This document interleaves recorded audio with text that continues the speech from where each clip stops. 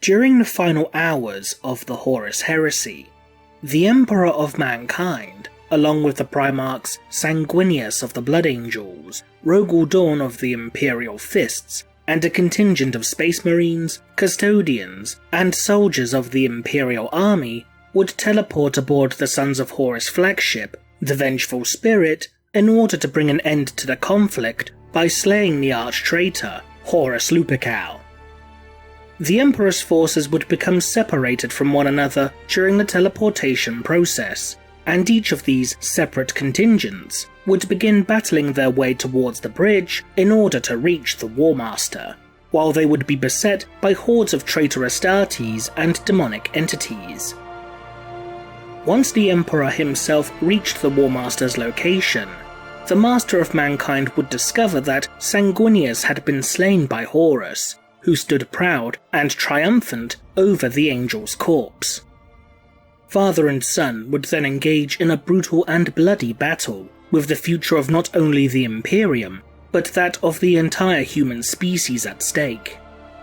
Despite knowing of the atrocities that had been committed by Horus, the Emperor held back, finding himself unable to strike a decisive blow against the man who was once his most beloved son. Horus, however, had no such reservations, and would dominate the Emperor throughout their duel, inflicting a series of violent and crippling wounds upon him. As the Emperor lay bloodied and mutilated upon the deck, a lone figure would rush to the Emperor's aid. The identity of this particular being has been lost to the annals of time, for some claim that he was a Space Marine Terminator, others a warrior of the Legio Custodes, and others still maintain that this hero was a simple soldier of the Imperial Army named Alanius Pius.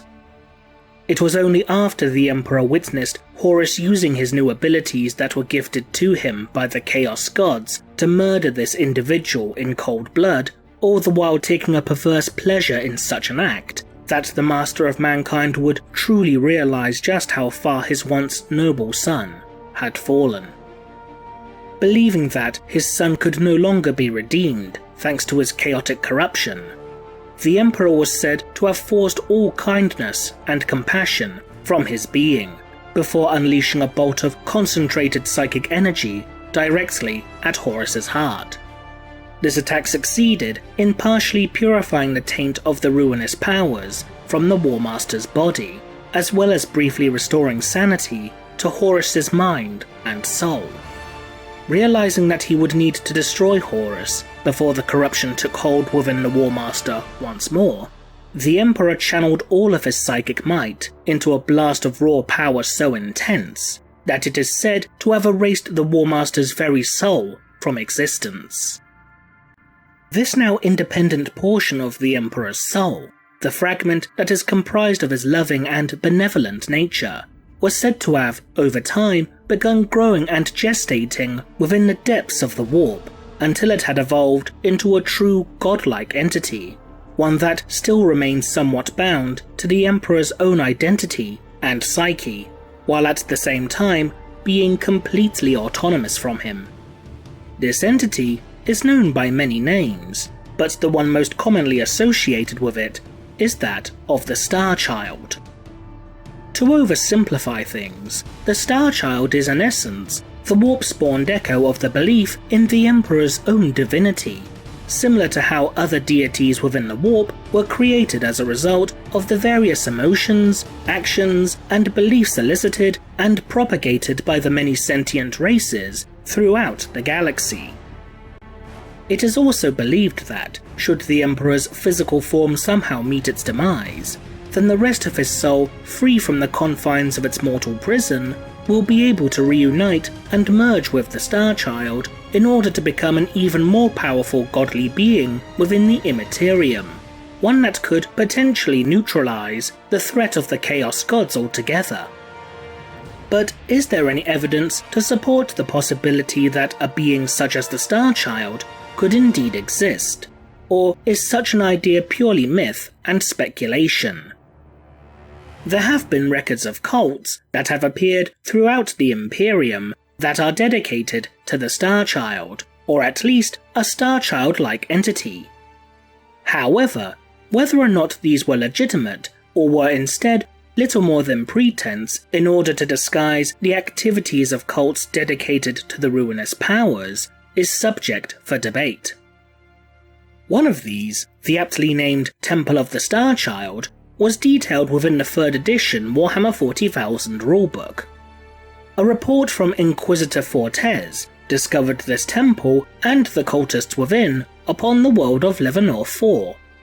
This cult was led by beings who claimed to be Sensei, the biological children of the Emperor, who claimed that one day they would merge with the Starchild in order to herald in a new golden age for humanity under the Starchild's guidance. However, whether or not these beings were truly Sensei, or simply believed themselves to be through delusions of grandeur or deception, is another matter entirely. Fortes would note that he had observed similar behaviour within Tzeentchian chaos cults that he had encountered within the past, and the Inquisitor, along with his comrades, would deem the cultists as heretics that were in league with the Chaos Gods, before initiating a purge of the temple and its worshippers. Now, it does need to be noted at this time, however, that given how the account of events were written from Fortes' own personal perspective, there is always a possibility that his claims towards the cult of the Starchild being corrupted by chaos could potentially be due to a personal bias or an overly zealous disposition. Each of the sensei who led the cult would be systematically executed by Fortes' retinue, though 4 of their number would remain unaccounted for. Now, while this cult was indeed known as the Cult of the Starchild, this does not necessarily mean that it was the Cult of the Starchild, and as such, other similar such cults could still theoretically exist throughout the galaxy, even if some of them could indeed have been manipulated by the servants of the ruinous powers. In spite of the cult upon Leavenworth 4, the actual likelihood of a Starchild-like entity existing and beginning to manifest within the warp is not entirely outside the realm of possibility, for as mentioned earlier, the emotions and beliefs of sentient races do eventually give rise to godlike beings that, in essence, become the very embodiment of such traits. A key example in this regard is the chaos god Slaanesh, a deity that is associated with pleasure, excess, and self-indulgence. It was through these very actions that were wrought by the numerous pleasure cults of the ancient Eldari Empire that eventually gave rise to She Who Thirsts.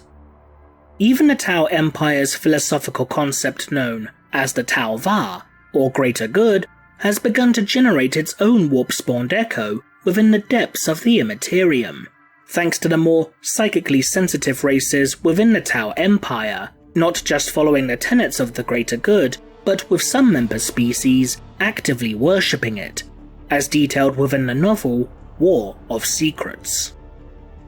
So, with this in mind, with humanity's collective and fervent worship of the Emperor, thanks to not only the widespread propagation of the imperial cult and institutions such as the Adeptus Ministorum, but also due to the fact that such acts of worship have been ongoing throughout the Imperium for millennia, means that the manifestation of an entity such as the Starchild within the bowels of the warp is in actuality an extremely probable prospect. Whether or not this being will be created due to the historical act of the Emperor expelling his more humane traits from his very soul, or through a different act entirely, is another matter altogether. Interestingly, it would appear that the Xenos race known as the Eldari may themselves have predicted the coming of the Starchild. Within the book Xenology, it's detailed that the history of the galaxy was recorded upon an ancient and fractured stone tablet that had been recovered from a tribe of Eldari known as Exodites, Eldari who lead a simpler and arguably more primitive existence. This tablet is divided into numerous segments, with each one detailing an important and notable event from the galactic past. The bottommost sections show representations of mysterious beings creating many of the races within the galaxy, including the Eldari, Hrud, and Orcs.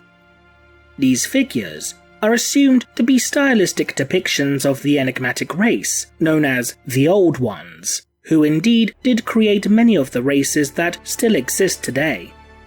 Another section of the tablet features a prominent depiction of a skull-faced entity, which is in itself an obvious portrayal of the Necrons, and in turn the godlike entities known as the Khitan, who were the adversaries of the Old Ones and their creations during the conflict known as the War in Heaven.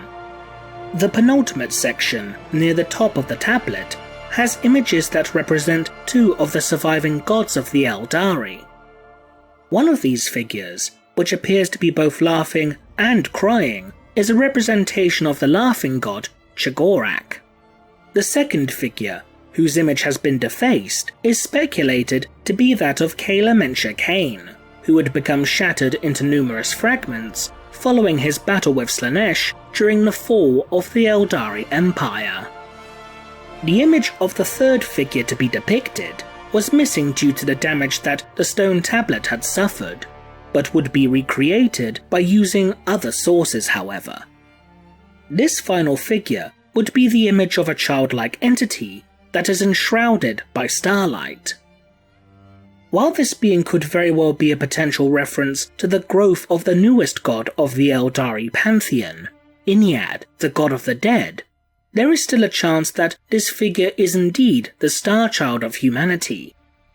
For starters, the symbolism behind this image would appear to be fairly blunt, as it would be a rather literal interpretation of a star child. However, there is a damaged and mostly missing final section of this ancient stone tablet, the remnants of which can be located at the very top. Upon the section that can still be made out, there is an image of what could quite possibly be a symbolic representation of fire, or perhaps even the wings of a great bird-like creature. If this depiction is of the latter, then this could have been at one time a portrayal of the Imperial Aquila, the two-headed eagle that is the sigil of not only the Imperium, but also the Emperor of Mankind. If this were the case, then there would be no doubt that the lost imagery upon the stone tablet would be that of the Star Child. But given the fractured and incomplete state of these inscriptions, we may never know for certain. One of the more recent pieces of evidence for the existence of an entity such as the Star Child, regardless of how such a figure came into being, comes from the story Crusade, with the following passage, after Primaris Lieutenant Cassian becomes mortally wounded in battle against the Death Guard traitor Legion, and falls into a death-like torpor. Cassian lay beneath a pall of shadows. There was no sound, no sensation, no pain. His sense of self drifted, and for a time he felt nothing but a strange kind of peace. Something moved. A figure, tall and powerful. Cassian saw for a moment the grotesque mass of the Death Guard Lord, and he felt a shudder of panic grip him. Yet the hand that drew back his shroud was gentle, and the face that looked down upon him was regal and beatific. A halo of light shimmered around it, and in his mind, Cassian heard the distant voices of angelic choirs swell. "Lieutenant Cassian," said the figure, and his voice was as firm and reassuring as bedrock. "Emperor?" asked Cassian, his voice little more than a croak. The figure smiled. "Once, almost for my sins. Lieutenant, is your duty done?" Part of Cassian wanted to nod, to say yes, for he had given everything. His men, his comrades, his life. Instead, he shook his head in a single, jerky motion. "Only in death does duty end." The figure's smile vanished, replaced by something sterner, tinged with sorrow and pride. Cassian hoped never to forget the power of that gaze. "Very well, Lieutenant," said the figure. Slowly he replaced the shroud over Cassian's face, and as he did so, darkness closed in once more. Cassian would then wake up shortly thereafter to discover that he now resided within the metallic shell of a dreadnought. While it is admittedly possible that what Cassian witnessed was little more than a lucid hallucination, brought on through a combination of physical and psychological trauma, in addition to the numerous drugs and stimulants pumped into his system when he was interred within a dreadnought sarcophagus, there is still the outside chance that this being witnessed by Cassian could have been, for lack of a better term, none other than the Star Child. What makes this vision of the Emperor being the Star Child lies with what he specifically says. When Cassian asked if this being was the Emperor, the being Cassian spoke with responded with, "Once." This would seem to hint, at least discreetly, that this particular version of the Emperor that Cassian spoke with could have been the godly embodiment of the emotions and traits that the Emperor had expelled from his soul in order to defeat Horus. This version of the God Emperor was indeed shown to have borne a kind and gentle disposition about him, which would indeed correlate with the manner of its creation, if this was truly the Star Child or a similar such being. In addition, the fact that this particular vision of the Emperor was also heralded by the sound of an angelic choir could also correspond with such an entity being birthed by the religious practices and beliefs of the Imperium. After all, angelic choirs are a common trope within the churches and cathedrals of the Imperial cult, and thus such sounds would presumably also be associated with a deity that had been birthed by such beliefs.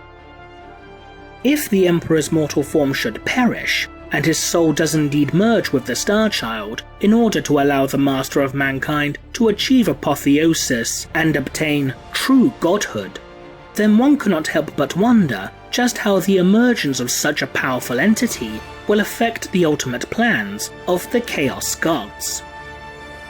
Would this new god, formed from the now unified pieces of the Emperor's soul, stand in eternal opposition to the ruinous powers? Or could this God Emperor one day ascend to take his place within their ranks, become the fifth major Chaos God, and thus become another participant within their great game? To entertain such a thought would be nothing short of heretical. What do you think? Leave a comment below, and thanks for watching.